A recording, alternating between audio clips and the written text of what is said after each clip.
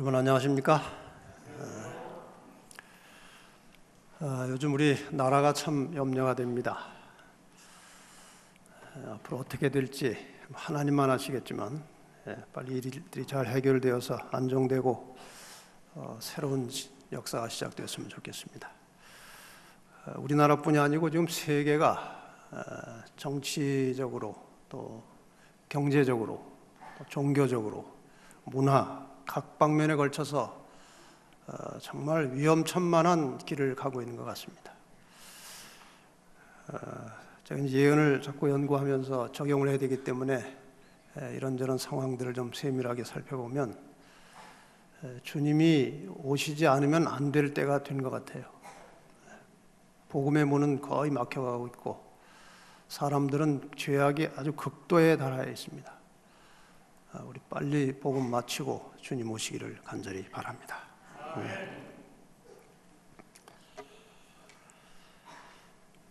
어제 우리는 이 죄에 대해서 좀 살펴봤습니다. 오늘은 하나님의 존재와 계명이라는 주제로 말씀을 드리겠습니다. 이 죄라고 하는 것은 어떤 법이 있어야 죄가 나옵니다. 종종 범죄자를 분명히 범죄이기 때문에 잡았는데 법조문이 없어서 그냥 내보내는 일들이 종종 있다고 합니다. 법이 있어야 죄가 있는 것입니다. 하나님의 법이 있습니다. 이 하나님의 법은 오늘 연구하시면 아시게 되겠지만 하나님의 존재와 직결되어 있습니다. 그래서 이 제목을 가지고 말씀을 나누겠습니다. 어제 우리가 공부한 내용은 이 죄라는 것은 하나님의 존재로부터 분리된 상태, 그것이 죄입니다. 하나님의 존재에서 분리된 것입니다. 생명의 근원에서 잘려져 나간 것입니다. 그래서 죽는 겁니다. 이것을 다른 표현으로 하면 하나님의 법, 하나님의 계명에 순종하지 않음으로 하나님의 존재로부터 분리가 된 것이죠. 범죄하기 전에 존재했던 하나님의 법, 어제 우리가 간략하게 봤습니다마는 단순했습니다. 아담과 하와에게 주어진 법은 아주 단순한 것이었습니다. 선악과를 먹지 말라는 것이고 또 그런 직접적인 명령은 없지만 창세기 내용 전체를 보면 생명과를 먹으라는 것입니다. 이 법을 범한다는 것은, 하나님의 법을 범한다는 것은 이 세상의 법을 범하는 것과는 조금 다르다고 생각이 됩니다. 일단 하지 말라고 하는 것을 하는 것이 죄입니다. 선악과를 먹지 말라고 했는데 먹었습니다. 그 죄입니다.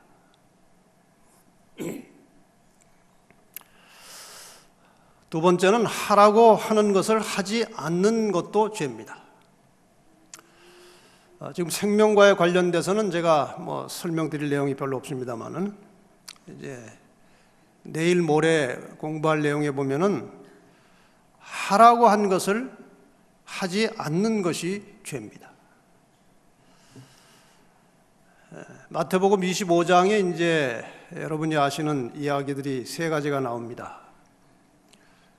근데 세 번째 이야기의 양과 염소의 비유에 보면 염소가 이제 저주를 받아서 멸망에 들어가는데 그들이 나쁜 일을 한 악한 사람들이 아니요. 이웃에게 선을 베풀고 나누고 구제하고 베풀고 도와주고 봉사하고 헌신하라고 하는 하나님의 말씀을 순종하지 않은 죄입니다. 그래서 이 문제는 다시 좀 다루겠습니다. 죄는 하나님의 법에 불순종하는 것이고 또 다른 표현으로 하면 하나님의 존재로부터 분리되는 것이 죄입니다. 그렇다면 하나님의 존재와 하나님의 법은 연결되어 있는 하나의 개체라는 겁니다. 하나님의 존재와 하나님의 법은 연결되어 있는 것입니다. 그래서 먼저 이 문제를 좀 성경 말씀을 기초로 해서 다뤄보겠습니다. 하나님의 존재와 계명, 법. 시편 97편 2절에 보면은 구름과 흑암이 그에게 둘렸고 의와 공평이 그 보좌의 기초로다. 여기 보좌는 하나님의 보좌를 말하는 것이죠. 그리고 보좌라는 것은 그 보좌에 앉아 계신 분의 존재를 말하는 것입니다. 의와 공평이 하나님의 존재의 기초다, 그런 말이죠. 여기 의라고 하는 것은 자다크라고 하는 말인데 어떤 기준, 법을 말하는 것입니다. 공평이라고 하는 것은 미스파트라고 하는 단어인데 이것은 기준에 의해서 공평하게 통치하는 것을 말합니다. 어떤 기준에 의해서, 법에 의해서 온 세상, 온 우주를 공평하게 다스리는 것이 하나님의 존재의 기초라는 것입니다.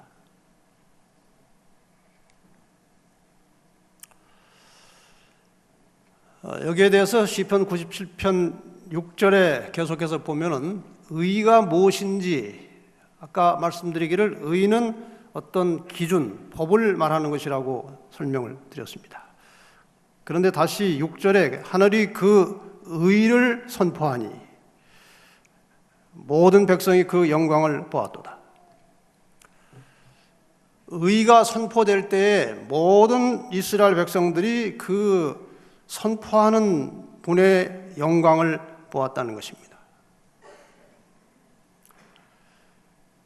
이것은 하나님께서 시내산에서 십계명을 반포하실 때의 장면을 시로 그려놓은 것입니다. 그래서 의를 선포한다고 할 때 그 의는 하나님의 법, 하나님의 십계명을 말하는 것입니다.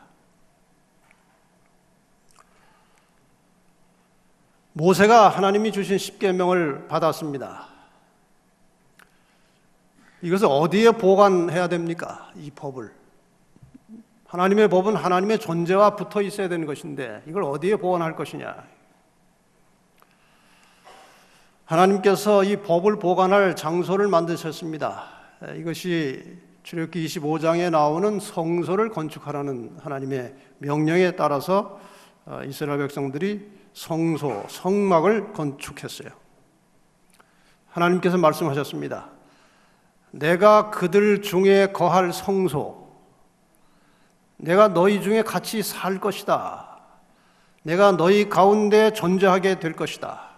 그런데 이 내 존재가 있을 장소, 성소를 지으라. 내가 내게 보이는 대로, 이건 하늘의 어떤 원본, 원형을 하나님께서 비춰주시고 그 원형을 이 땅에 모형으로 지어놓은 것이 성소입니다. 성소. 여기에 하나님께서 이제 존재하시게 된 겁니다. 이 속에, 이 천막 속에. 하나님이 존재하시는 곳에는 법이, 계명이 반드시 있어야 됩니다.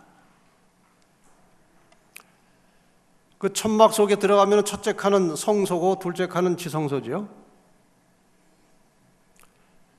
이 지성소에 들어가면은 하나님의 존재, 쉐키나, 보좌 혹은 시은자가 법궤 위에, 법궤 뚜껑에 하나님의 영광이 머물러서 하나님의 보좌가 그곳에 있었습니다.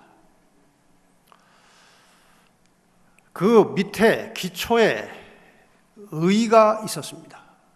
십계명은 기준이에요. 의입니다. 그래서 이 지성소 안에도 의와 공평이 그 보좌의 기초라고 하는 하나님의 말씀이 여기에서도 그대로 나타나는 것입니다. 의와 공평이 그 보좌의 기초로다. 그런데 이것은 히브리 8장 5절에 이 땅에 사람들이 지어놓고 섬기던 것은 성소는 하늘에 있는 것의 모형과 그림자라 그랬죠. 그래서 이 지성소에 설치된 보좌의 구조는 하늘 성소 보좌의 모형이라고 하는 것입니다. 하늘에 하나님이 존재하십니다. 근데 이 땅에 모형이 만들어졌고 이 모형 속에도 하나님의 영광이 존재했는데 그 밑에 하나님의 보좌 밑에 십계명이 있었다는 것입니다. 이 모든 복잡한 성소 제도의 원형이시고 제물 어린 양의 실체이신 예수님께서 마침내 돌아가셨습니다. 마가복음 15장 37절에 보면은 예수께서는 큰 소리를 지르시고 숨을 거두셨다. 그때 그 숨을 거두시는 순간에 성전 휘장이 위에서 아래까지 두 쪽으로 찢어졌다. 사람의 손을 대지 아니하는데 찢어져 버렸습니다. 더 이상 성소 제도가 의미가 없어졌다는 것입니다. 저 성소는 이제 더 이상 쓸모가 없었습니다. 그러나 예수님께서 이제 돌아가실 때의 성소는 저런 성막이 아니고 이 성막을 구조를 그대로 거의 그대로 유지하면서 제사제도가 그대로 수행될 수 있는 거대한 건축물이었습니다. 예수님 당시에는. 어쨌든 그것이 더 이상 쓸모가 없게 된 것입니다. 시대소망 757페이지에는 그 당시 상황을 이렇게 상당히 섬세하게 묘사하고 있었습니다. 모든 것이 공포와 혼란뿐이었다. 제사장은 희생제물을 주기로 했으나 칼은 그의 무기력한 손에서 떨어지고 양은 도망쳐 버렸다. 예수님께서 금요일 오후 3시에 돌아가셨습니다. 그런데 오후 3시는 성소에서 상번제를 드리는 시간이었습니다. 그건 날마다 드리는 제사입니다. 죄인이 있건 없건 날마다 상번제를 2번 드렸는데 오전 9시하고 오후 3시에 드렸습니다. 이 오후 3시에 이제 상번제를 드리기 위해서 제사장이 칼을 들고 양을 죽이려고 하는 그런 순간에 예수님께서 돌아가신 것입니다. 실체가. 모형이 하나님의 아들의 죽음으로 원형과 마주쳤다. 큰 희생이 이루어졌다. 지성소로 가는 길은 열렸다. 이제부터는 구주께서 모든 하늘의 하늘에서 제사장과 대언자로서 직무를 행하실 것이다. 이제 죄를 위한 모든 희생과 제사는 끝났다. 이렇게 해서 성전의 개념이 이제 없어진 것입니다. 그럼 예수님께서 십자가에 돌아가신 이후에 절대 불변이요 없어질 수 없는 영원한 하나님의 보좌와 법은 어디로 가느냐 하는 겁니다.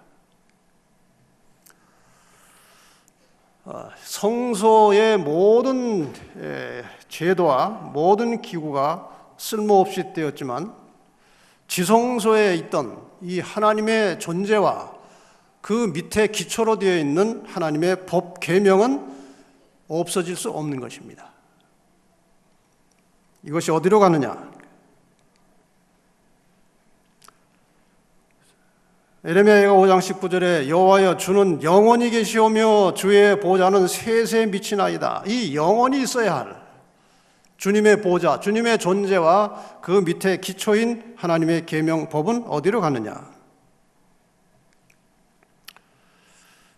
예수님께서 한 번은 유대인들과 유대 관원들 앞에서 이제 성전 옆에서 그런 말씀을 하시는 것 같아요. 너희가 이 성전을 헐라 내가 사흘 동안에 일으키겠다 그랬어요. 이 유대인들이 이 사람이 정신이 나갔나 그랬어요. 이게 수천 수만의 사람들이 46년에 걸쳐서 지은 건물인데 어떻게 내가 3일 만에 이것을 다시 일으키겠느냐.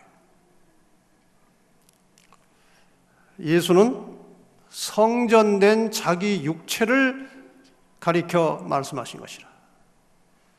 너희가 나를 죽일 것이다. 이 성전을 헐라는 것은 너희가 나를 죽일 것이다. 그러나 내가 3일 만에 부활하겠다고 하는 것을 상징으로 말씀하시는 것입니다. 그러니까 성전을 육체에 비유한 것입니다. 예수님의 몸이 성전이라고 말씀하셨어요. 그 뒤로 이 신약에서는 예수님께서 하신 그 말씀이 그대로 살아서 움직이고 있었습니다. 몸 성전 개념이에요. 사도 바울이 이것을 고린도전서 3장 16절과 17절에 이렇게 기록했습니다. 너희가 하나님의 성전인 것과 하나님의 성령이 너희 안에 거하시는 것을 알지 못하느냐. 너희가 성전이다. 성전 안에 성령 하나님이 너희 안에 거하신다. 누구든지 하나님의 성전을 더럽히면 하나님이 그 사람을 멸하시리라. 하나님의 성전은 거룩하니 너희로 그러하니라.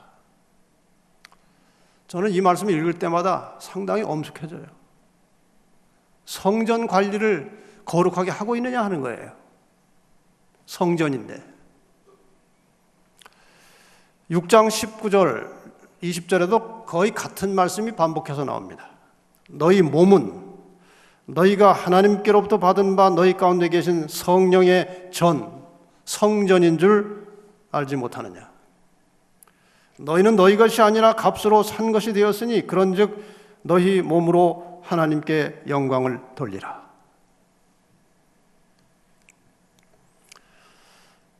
예수님께서 십자가에 돌아가시면서 제사제도는 폐지되었고 성소가 더 이상 존재할 필요가 없게 된 그 이후로는 사람의 몸이 하나님의 성전이 된 것입니다. 그런데 성전 안에는 하나님도 계셔야 되지만 하나님의 법도 계명도 있어야 하는 겁니다. 시대의 소망 308페이지에 이렇게 기록하고 있습니다. 예수를 하나님의 어린 양으로 가리키는 예표적인 제도는 그리스도께서 죽으실 때에 폐지될 것이었다. 그러나 십계명은 하나님의 보좌처럼 변치 않는다. 그러니까 요즘에 사람들이 계명이 폐했다. 그거 아주 무서운 말입니다. 계명이 폐했다는 말은 하나님 돌아가셨다는 말입니다. 계명을 고쳤다. 하나님이 변질되었다는 것입니다. 있을 수가 없는 일이에요. 십계명은 하나님의 보좌처럼 변치 않는다. 산상본 50페이지, 51페이지에도 십계명은 구체적으로 표현된 의의 원칙, 십계명을 통해서 구체적으로 표현된 의의 원칙은 영원한 보좌와 마찬가지로 변치 않는다. 불변입니다. 십계명은 하나님의 존재가 변치 않고 영원한 것처럼 십계명도 영원한 것으로 변치 않는 것입니다. 그 계명을 히브리 8장 10절에 보면 우리가 잘 아시는 대로 이렇게 기록되어 있습니다. 또 주께서 가라사대 그날 후에 예수님께서 십자가에 돌아가시고 더 이상 성소 제도가 이 땅에 필요치 않게 된 이후에 내가 이스라엘 집으로 세울 언약은 이것이니 내 법을 저희 생각에 두고 저희 마음에 이것을 기록하리라. 이렇게 하나님의 성전이 되어서 이 속에 하나님의 영이 내재하시고 하나님의 법이 기록된 사람을 가리켜서 하나님께서 말씀하시기를 나는 저희에게 하나님이 되고 저희는 내게 백성이 되리라고 말씀하셨어요. 마음을 어떻게 이렇게 표현하는 것이 상식화되어 있어서 그냥 이게 사실 마음은 아닌데 그냥 이렇게 마음이라고 하고 이 속에 하나님의 계명이 이제 자리를 잡은 것입니다. 하나님의 계명의 정신, 하나님의 계명의 본질은 잘 아시는 대로 사랑입니다. 사랑. 그래서 하나님의 영이 성령이 내재하시고 하나님의 존재와 직결된 하나님의 계명과 법이 이 속에 새겨진 사람에게서 당연히 나타날 현상은 계명이 들어있는 성전에서는 사랑이 흘러나와야 한다는 것입니다.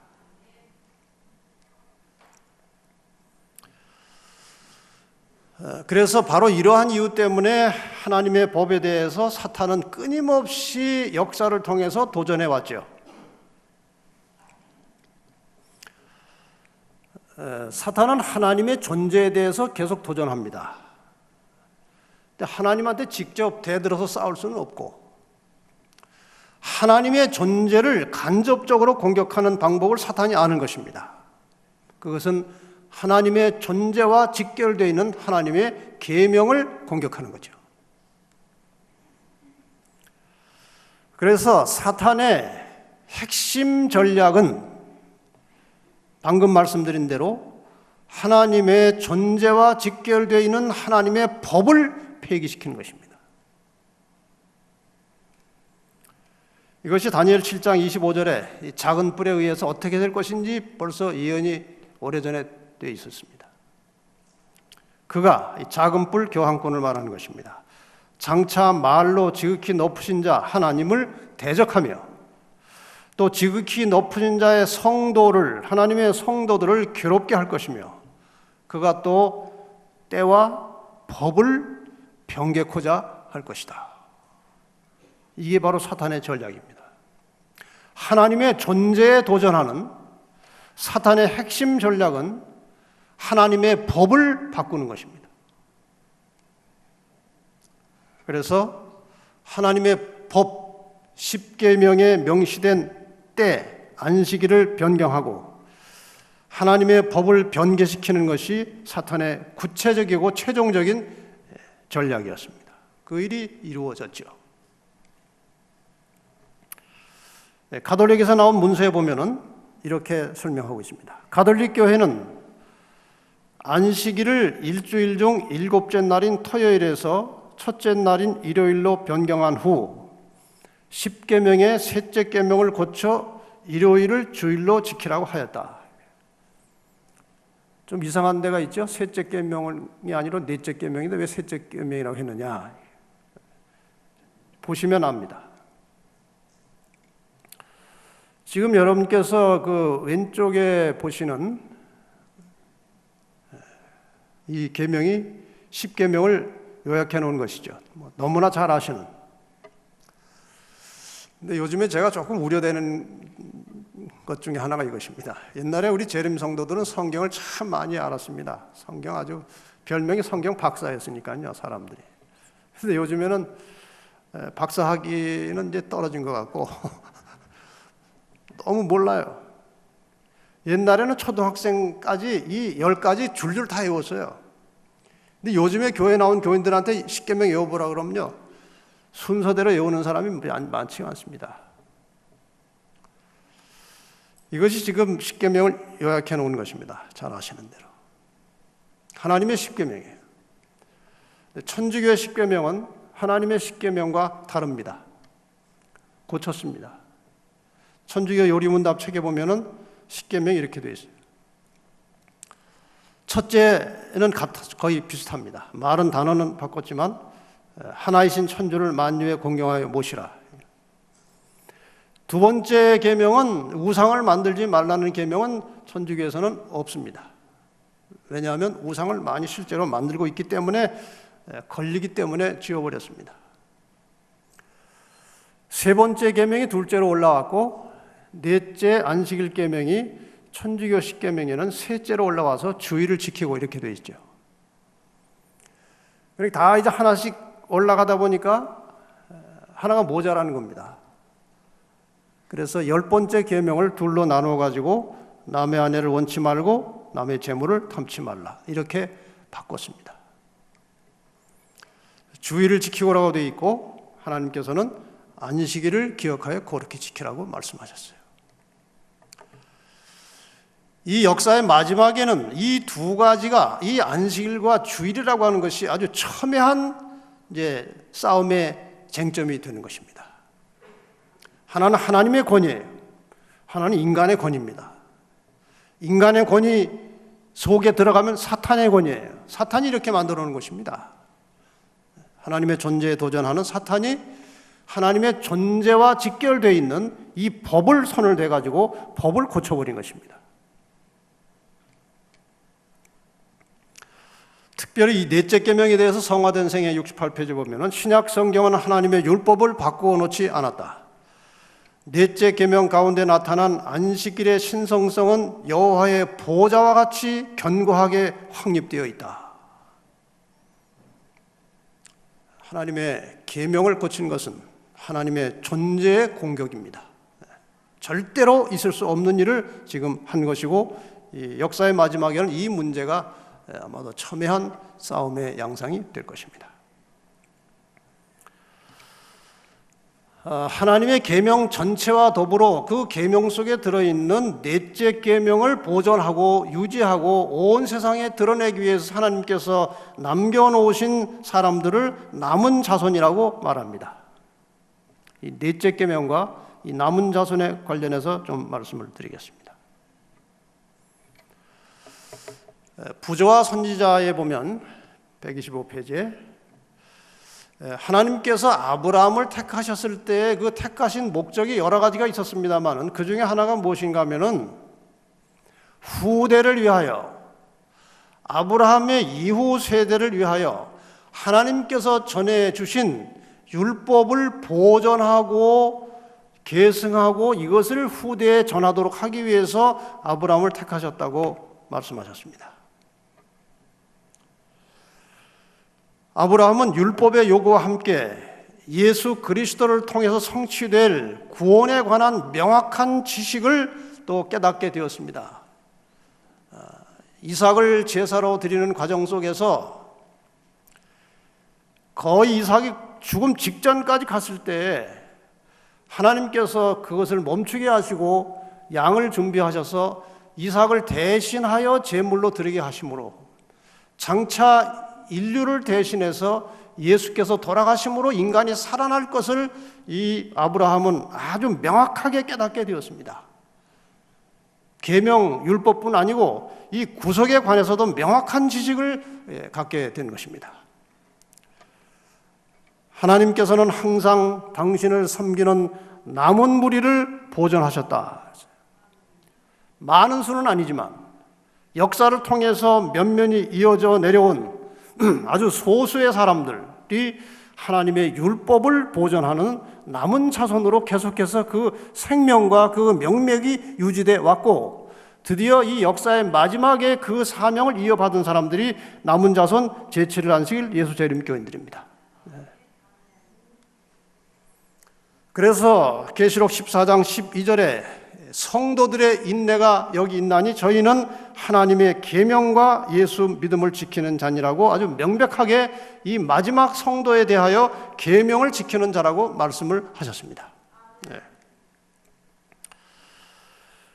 계시록 12장 17절에 예언된 용이 여자에게 분노하여 돌아가서 그 여자의 남은 자손, 이 교회 역사를 통해서 끊임없이 사탄은 교회를 타락시키고 세속화시키고 핍박해서 교회를 없애려고 해왔습니다마는 하나님께서는 마지막 순간까지 남은 자손들을 보존해 오셨습니다. 그래서 이 마지막 부분에 와서 하나님의 계명을 지키며 예수의 증거를 가진 자들로 더불어 싸우려고 이제 바다 모래 위에 서 있는 그런 사탄에 공격하려고 하는 장면을 이제 사도 요한이 계시로 본 것입니다. 이 재림 교회, 재림 성도들의 사명은 계명을 보존하는 일만 하는 것이 아니고 계명을 제대로 성령의 능력을 의지해서 준수하여 지킴으로 계명을 지킨 결과가 품성을 통해서 나타나는 것이 하나님의 뜻입니다. 하나님께서 그것을 기다리시는 것입니다.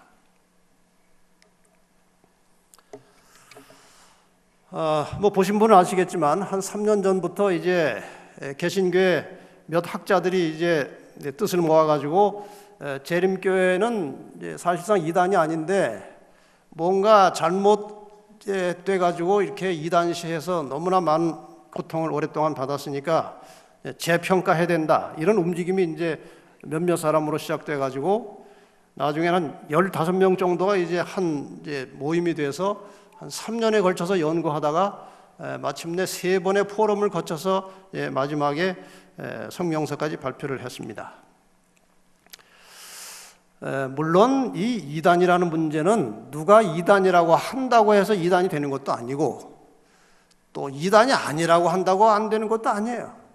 성경은 이단에 대해서 성경과 맞지 않으면 이단입니다. 그것이 절대 이단이에요. 그러나 요즘에 이제 돌아다니는 이단이라는 말은 상대적 이단입니다. 나하고 다르다. 내가 힘이 크고 수가 많은데 저쪽은 힘도 없고 수도 작은데 이상한 이야기 한다. 근데 자꾸 교인들이 그걸로 넘어간다. 그러면 적당하게 해서 이단 만드는 겁니다. 이것이 오늘 한국교회 이단의 실태예요. 그 세 번의 포럼을 하는 동안에 꽤 많은 사람들이 중간에 여러 가지 의문을 제기했습니다. 그 중에 자기가 긍정적으로 연구하면서도 이해하지 못한 부분을 아주 강하게 어필하고 그 질문하는 그 한 박사님이 계셨어요. 근데 그분이 연구를 다 마치고 세 번째 포럼을 마친 후에 이제 저한테 개인적으로 와서 하시는 말씀이, 제가 한 3년에 걸쳐서 재림교회를 연구해 본 결과 하나님께서 이 마지막까지 하나님의 계명을 순수하게 보존하기 위해서 하나님께서 인도하신 교회가 재림교회라는 확신이 들었습니다. 그러는 거예요. 그렇게 느껴지는 것입니다. 그들에게. 사실이 우리는 이 사명을 이어받은 그 릴레이로 하면은 마지막 그 바톤을 받은 주자들입니다. 하나님의 계명을 보존하는 일에 있어서. 자, 이 계명을 우리가 좀 생각해 볼 필요가 있겠습니다. 계명이 무엇이냐? 마태복음 22장 37절로 40절에 예수님께서 이 계명에 대해서 두 파트로 나누어서 강조하신 말씀이 나옵니다. 마음을 다하고 목숨을 다하고 뜻을 다하여 주 너희 하나님을 사랑하라. 이것이 크고 첫째 되는 계명이요. 둘째는 그와 같으니, 이 그와 같다고 하는 말을 잘 보시기 바랍니다. 이 그와 같다는 말은 첫째 강조한 것과 똑같이 중요하다는 거예요. 그와 같으니 내 이웃을 내 몸과 같이 사랑을 하셨으니, 이 두 계명이 온 율법과 선지자, 그동안 그 당시에 존재하고 있던 구약 성경 전체, 율법과 선지자의 구약 전체를 요약하면 하나님 사랑, 이웃 사랑이다. 이렇게 예수님께서 요약해서 말씀을 주셨습니다.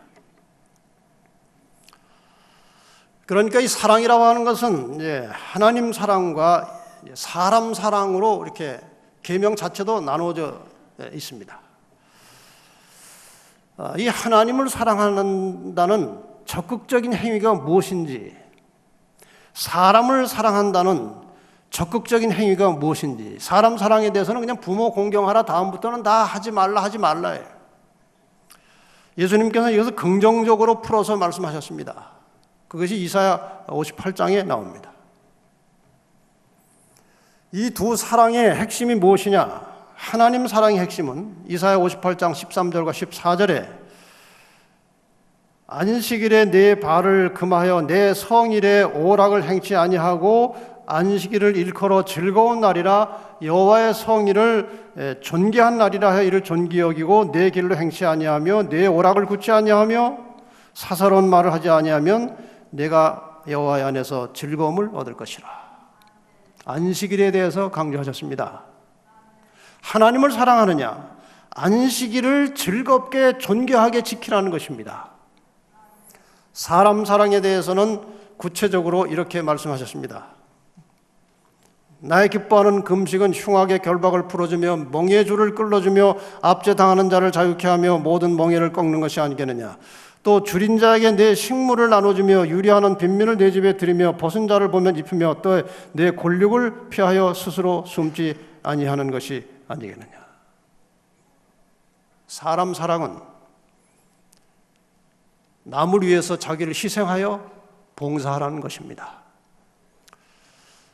이 문제는 다시 별도로 다루겠습니다. 오늘은 이 하나님 사랑에 대해서 좀 같이 생각해 보려고 합니다. 이 계명이 10가지가 있습니다. 첫째부터 셋째까지 계명을 잘 보시면 저것은 하나님 말고 다른 잡신들도 이렇게 하라고 요구할 수도 있는 계명들입니다.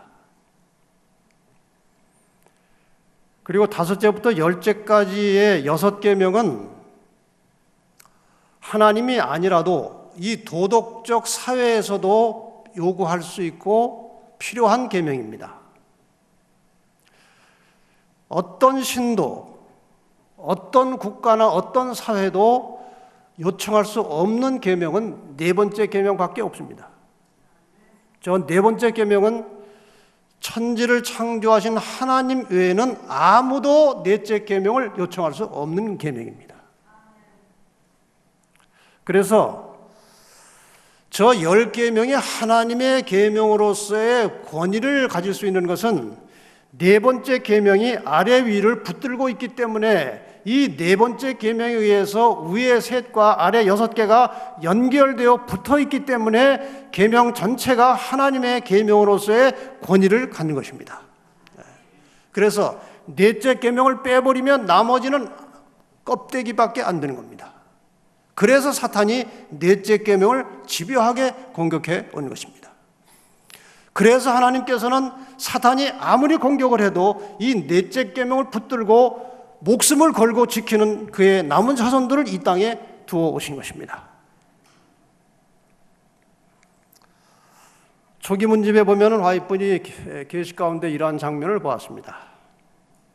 2 돌비가 있는데 한쪽 돌비에는 4계명, 4가지 계명이 들어있고 다른 쪽 돌비에는 6계명이 기록되어 있었다.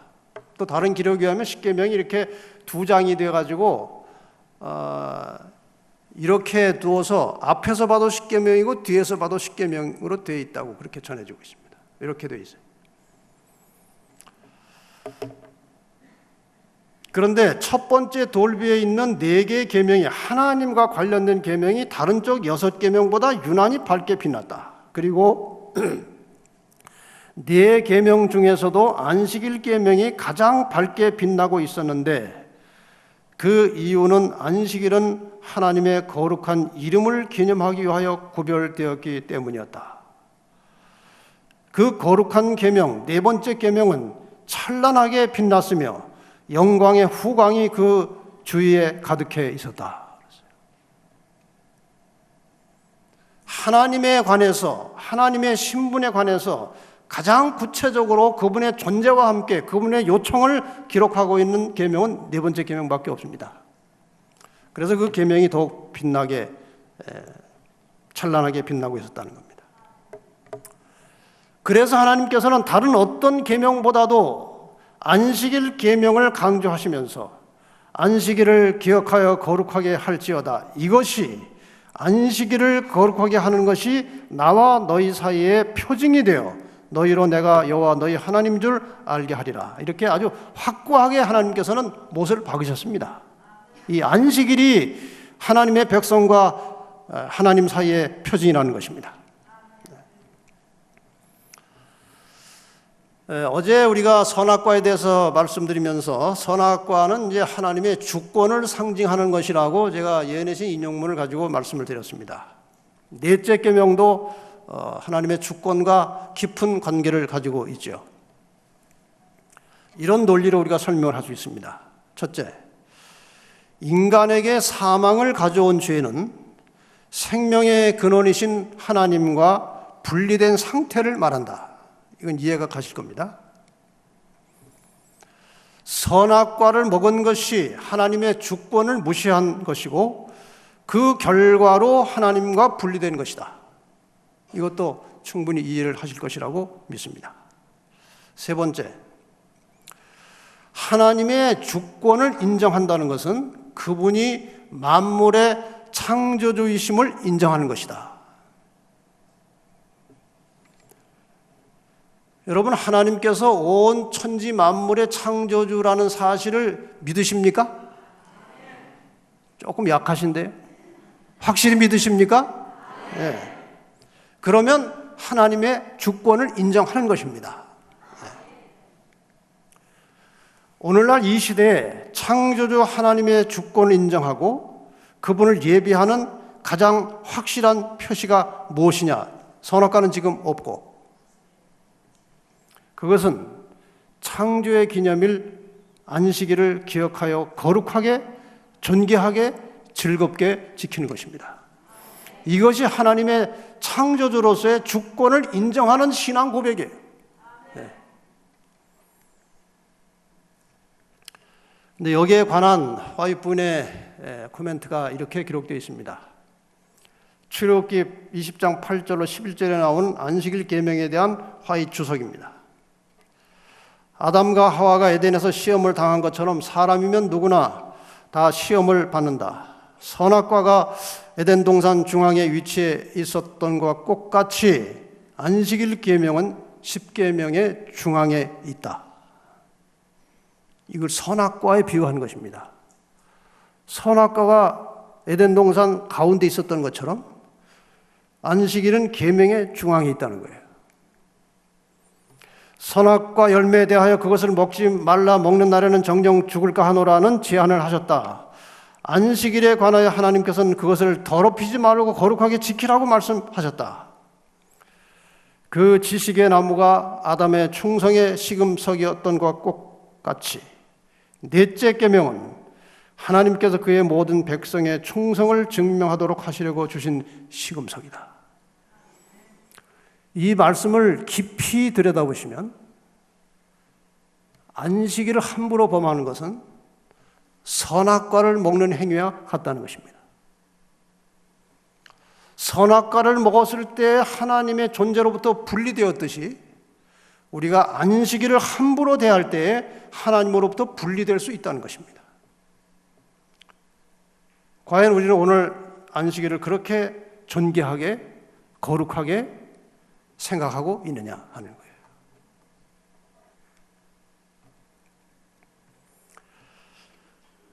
이사야 58장의 기별은 안식일을 즐거운 날이라, 존귀한 날이라고 생각하고 지키라는 것입니다. 두 가지 개념이 같이 들어있어요.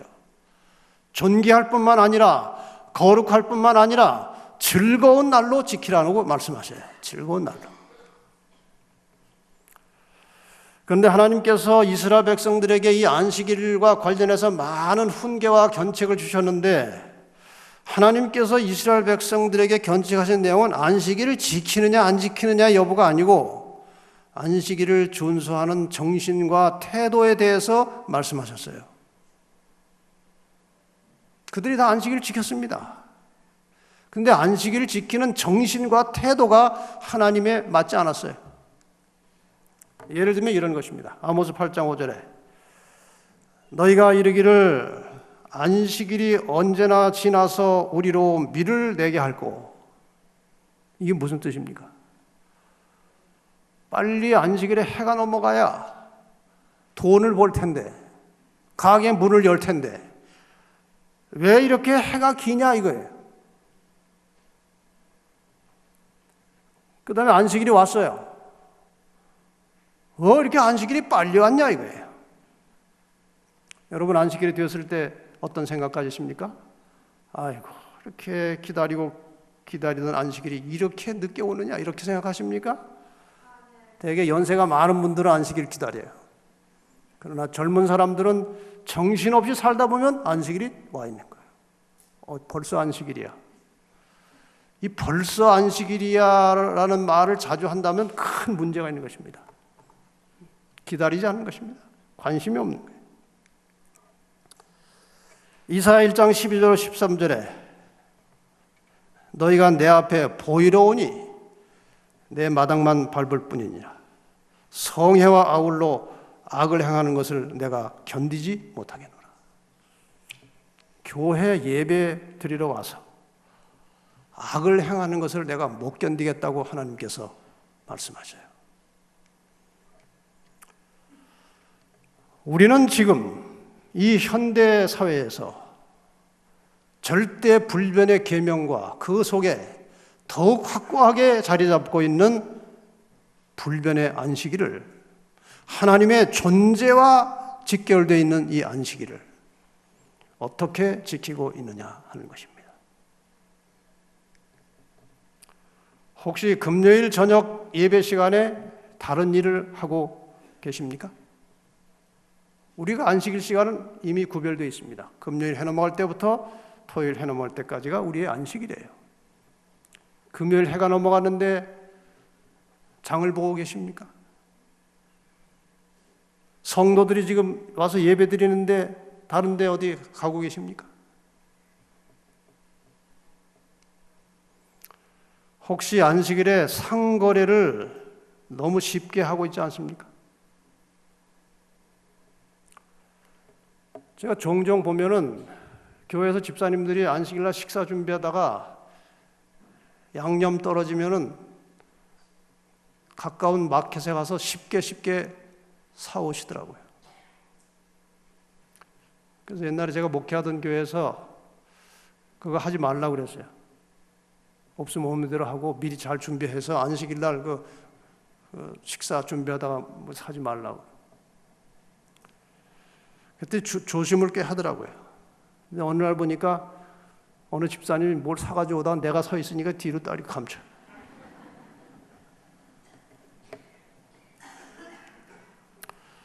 혹시 안식일 시간이 빨리 지나기를 기다리십니까? 다른 일 하려고. 안식일에 나누는 대화의 내용이 어떤 것들입니까? 교회 와서 식사 시간에 오후에 무슨 대화를 하십니까? 혹시 안식일에 자녀들 학교나 학원에 보내십니까? 어느 학교에서 한 교목의 얘기를 들었어요. 학부형 회의를 하는데 학부형들이 잔뜩 모였어요. 이 안식일에 금요일 저녁에 안식일에 아이들 학교 학원에 보내는 문제 그거 하지 않았으면 좋겠다고 말했다가 나중에 내려와서 혼났대요. 그런 말을 함부로 한다고. 이런 세상이 됐습니다. 안식일 오후에 아주 예사롭게 신문이나 텔레비전 보십니까? 이것이 사소한 일처럼 보입니까? 아니에요. 거룩한 하나님을 예배하는 날이고 존귀한 시간이에요. 그런데 텔레비전 켜고 앉아있으면 되겠습니까? 신문 보고 이런저런 생각하면 되겠습니까? 급하면 안식일에도 자기 볼일 사사로운 일 다 하십니까? 요즘 많은 우리 성도들이 안식일에 이제 친척들 결혼식에 갑니다. 그전에는 그런 일 거의 하지 않았어요. 요즘엔 아주 예사롭게 갑니다. 어떤 분은 등단해서 앉아 있다가 시간 되니까 나가는 분도 있어요. 혹시 안식일에 직원회 하면서 혹시 불화하지 않습니까? 거룩한 시간에 직원회 하면서 다툽니까? 하나님 앞에서. 안식일에 교회에 나와 있는데 혹시 시기하고 미워하는 사람 있습니까? 이 거룩한 시간 속에서, 거룩한 장소에서. 이게 마당만 밟는 것입니다. 하나님을 못 견디게 하는 거예요. 안식일 오후에 공놀이 스포츠 하십니까? 요즘에 우리 청년들이 학생들이 예사롭게 공놀이 합니다. 옛날에는 상상하지 못했던 일이에요. 더 놀라운 사실은 장로님들이 그것을 보고도 아무 말씀하지 않는 거예요.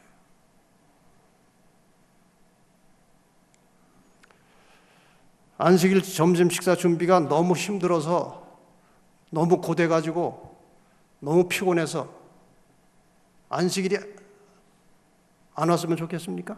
식사 당번 하는 날?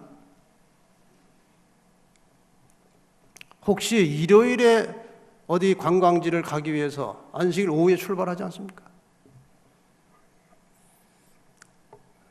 이 교회가 부흥하고 개혁하기 위해서 가장 먼저 고쳐야 될 것이 있다면 안식일을 지킨 정신을 바꿔야 하는 것입니다. 이건 교회뿐이 아니라 개인의 신앙도 마찬가지예요. 안식일을 함부로 대하고 안식일을 존귀하게 대하지 않고 안식일을 지겨운 날로 지키는 사람들, 절대로 영적으로 부흥하지 않고 삶의 개혁은 일어나지 않습니다. 여러분, 안식일과 함께 계명은 하나님의 존재와 직결된 것입니다. 존귀하고 거룩한 시간입니다.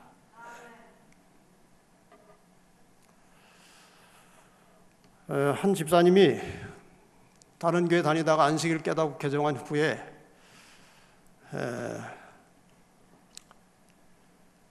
한 몇십 년 지나니까 개종할 당시의 안식일 개념은 다 없어지고 그냥 형식화돼 버린 거예요. 그래가지고 정신을 바짝 차리고 안식일을 깊이 연구해서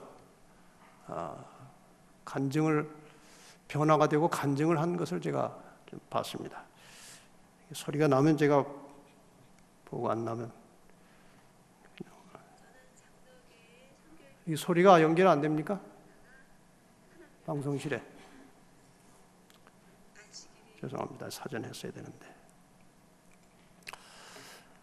지금 방금 말씀드린 대로 이분이 안식일을 지키는 자기의 상태가 심히 형식적이고 때로는 부담스럽고 안식일을 지키는 성도답지 않다는 사실을 자각하게 됐어요.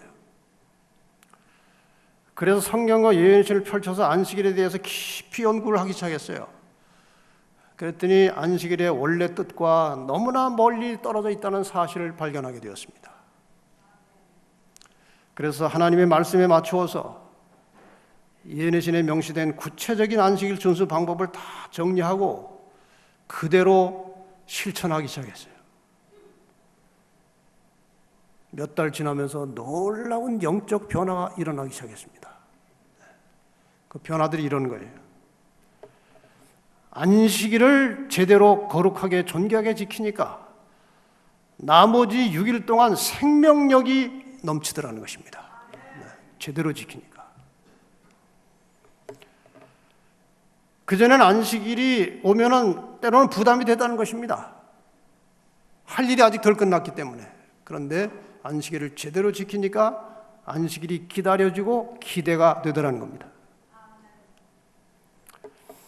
그 다음에 이제 안식일에 요리를 가급적 하지 않기 위해서 삶을 것은 삶고 구울 것은 굽고 안식일의 번거로움을 피하기 위해서 금요일 오후에 안식일 먹을 음식을 준비하는 과정 속에서 굉장한 감동과 은혜가 오더라는 거예요.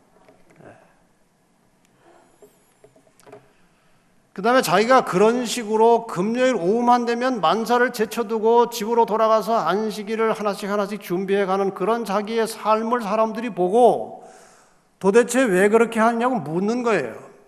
그러니까 안식일을 전할 수 있는 기회가 많이 오더라는 것입니다.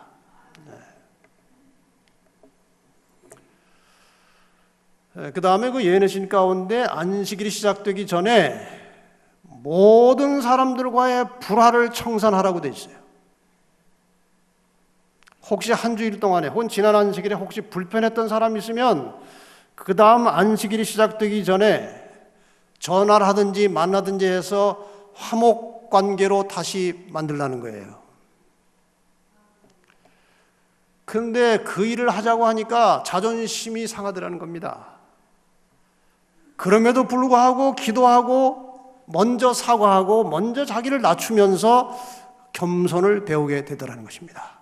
겸손을. 그 다음에 이제 안식일을 그렇게 철저하게 준비하고 또 이제 안식일 준비하니까 너무나 감동이 있고 자기의 삶이 생기가 넘치고 활력이 있고 이런 경험이 반복되다 보니까 한 주일 내내 안식일에 관심을 갖게 되더라는 거예요. 관심을. 정신없이 살다가 갑자기 맞이하는 안식일이 아니고 한 날 한 날 지나가면서 안식일이 가까이 오면서 이제 마음 준비가 된다는 것입니다. 그 다음에 이제 안식일 해가 넘어갈 때 환영 예배 찬미를 부르고 말씀을 보면서 감사의 마음과 함께 아주 깊은 평안이 오더라는 것입니다. 안식일이 시작되면서 진정한 안식의 평안을 경험하게 되더라는 거예요. 더 나아가서 이렇게 진지한 마음으로 안식일을 준비하고 정말 감동과 기쁨이 넘치면서 성령께서 임재하심을 느끼게 되더라는 것입니다. 그러한 준비 과정 속에서 더 나아가서 그동안 있었던 모든 마음의 상처와 아픔들이 안식일 되기 전에 다 사라지고 치료가 되고 몸과 마음이 아주 가볍고 건강한 상태로 안식일 시간 속에 들어가게 되더라는 것입니다. 주님이 자기가 그렇게 안식일을 정말 존귀한 날로, 즐거운 날로 지키니까 주님께서 사탄의 권세를 깨뜨리고 자기를 구원해 주시는 경험을 실감나게 하게 되더라는 거예요. 네, 실감나게. 그리고 안식일을 그렇게 준비하고 예배에 오니까 안식일 예배의 질이 훨씬 높아지고 은혜가 충만하더라는 것입니다. 많은 사람들이 요즘에 목회자 설교에 대해서 이런저런 말을 합니다. 먼 거리 1시간씩 차 타고 와서 설교를 들어야 되는데 설교가 좀 허전하다는 거예요. 물론 설교자 설교 잘 준비해서 해야 됩니다. 그러나 오는 사람도, 예배 참석하는 사람도 준비를 하고 해야 됩니다. 이런 준비 없이 그냥 정신없이 살다가 오면 이 머리가 세속화돼 가지고 또 영적으로 얼어붙어 가지고 그거 녹여서 데워서 감동 주려면 몇 시간을 해야 돼요, 설교를. 평상시에 이런 생활을 살고 있는 사람은 하나님의 말씀이 스쳐만 가도 감동을 받아야 하는 것입니다. 결론적으로 안식일을 잘 지키니까 그렇게 애타게 원하던 품성의 변화가 자연스럽게 이루어지더라는 것입니다. 나는 너희를 거룩하게 하는 여호와인 줄 알게 하려 하여. 이 거룩하게 하는이라는 말은 성화시킨다는 말이에요. 안식일을 잘 지키면 성화를 경험하게 되는 것입니다. 이 말씀이에요. 나는 그들을 거룩하게 하는, 성화시키는 여호와인 줄 알게 하여 내가 내 안식일을 주어 그들과 나세의 표징을 삼았다. 우리의 생활에 그렇게 신앙이 연륜이 쌓이고 20년, 30년을 믿어도 옛 성품과 옛 기질과 옛 성격이 그대로 살아서 가족과 교인들과 이웃들에게 부담을 주고 있다면 안식일을 제대로 지키지 못한 결과입니다. 하나님이 원하시는 대로. 안식일은 예배와 회복의 날입니다. 예배를 드리고 환자를 방문해서 위로하고 기도회를 갖고 말씀을 더 깊이 연구하고 천연계에 나가서 창조주 하나님을 다시 한번 찬양하고 감사하고 또 선교 활동에 같이 동참하고 사람들을 구호하고 봉사하는 활동들, 또 치료하는 봉사, 이런 것들을 하나님께서 안식일에 하도록 요청하십니다. 인간이 회복되는 역사가 안식일을 통해서 일어나야 한다는 거예요. 자신과 남을 회복시키는 거룩한 존귀한 시간이 안식일입니다. 마지막으로 이 글을 읽고 마치겠습니다. 증언복음의 1권에 나와 있는 말씀이에요. 온 하늘이 넷째 계명의 요구를 인정하며 안식일을 지키고 있는 자들을 안식일에 지켜보고 있는 것이 내게 제시되었다. 천사들은 이 거룩한 제도에 대한 그들의 관심과 큰 존경심을 기록하고 있었다. 철저히 헌신적인 마음으로 주 하나님을 그들의 마음속에 거룩하게 모신 자들과 안식일을 최선껏 지킴으로 거룩한 시간을 이용하고자 노력하고 안식일을 즐거운 날이라 칭함으로 하나님께 영광을 돌린 자들을 천사들은 특별히 빛과 건강으로 축복하고 있었으며 특별한 능력이 그들에게 주어졌다. 우리가 안식일을 하나님 뜻대로 존귀하게 즐겁게 지키기 시작하면 하나님께서 예비하신 많은 복들이 안식일 시간을 통해서 우리에게 임하여 올 것입니다. 그러나 한편 천사들은 하나님께서 거룩하게 하신 날의 신성성을 깨닫지 못한 자들에게서 돌아서고 있었으며 그들의 빛과 힘을 그들에게서 거두고 있었다. 나는 그들이 구름과 실망의 그늘 아래 처하며 자주 슬픔을 당하는 것을 보았다. 그들은 성령의 결핍을 느꼈다. 혹시 자주 근심이 옵니까? 자주 우울해집니까? 불안하십니까?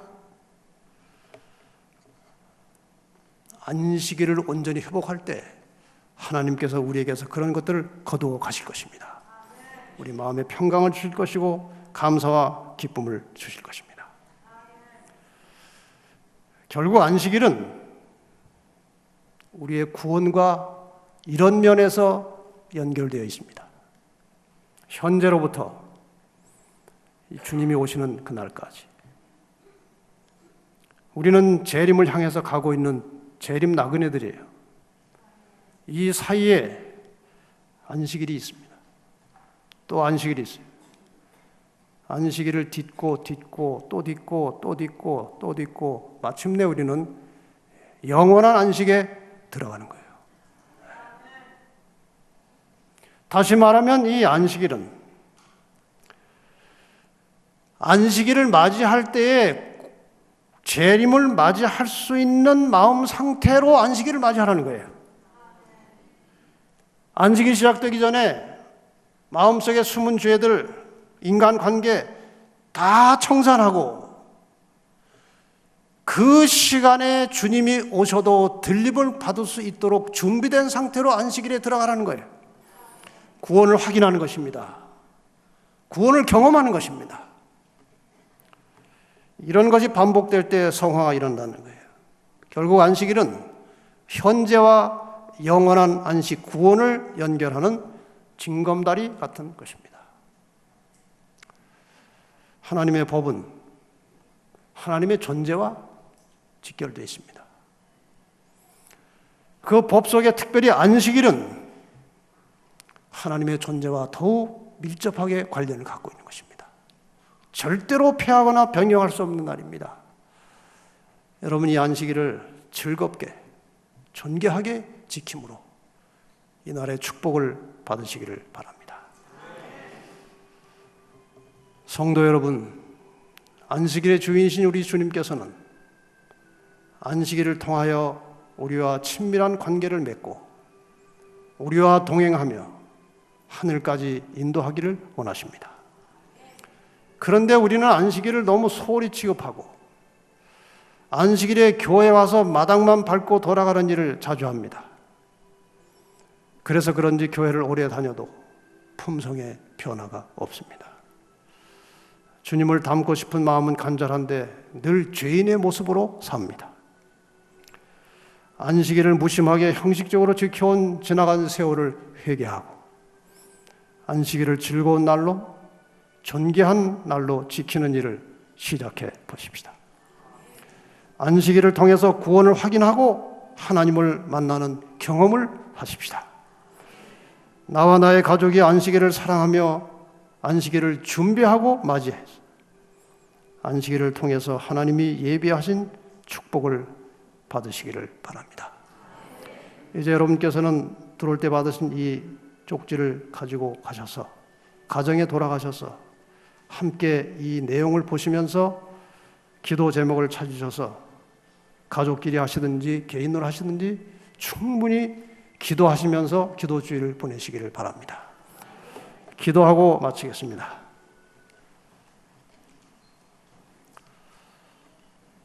주님, 사랑의 주님, 주님을 닮기 원합니다. 그 아름다우신 주님 예수를 이 세상에서 저 천국까지 닮기를 원합니다.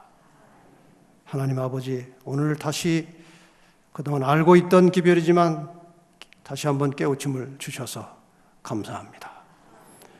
이 말씀을 기도하는 마음으로 받게 하여 주시고 우리 생활에 변화와 개혁이 있게 하여 주시옵소서. 형식적으로 기계적으로 안식일을 지키는 마당만 밟는 성도들이 되지 말게 하시고 이 의미를 더욱 깊이 생각하고 하나님의 날을 존귀하게 즐겁게 지킴으로 하나님께서 이 날에 약속하신 그 많은 영육간의 축복을 받아서 그러한 삶을 통해서 우리의 생애가 빛나게 하시고 우리의 삶을 보고 사람들이 하나님이 살아계심을 깨닫게 하시고 하나님께 영광 돌리는 귀한 성도의 삶을 살도록 축복해 주시옵소서. 예수님의 이름으로 간절히 기도합나이다.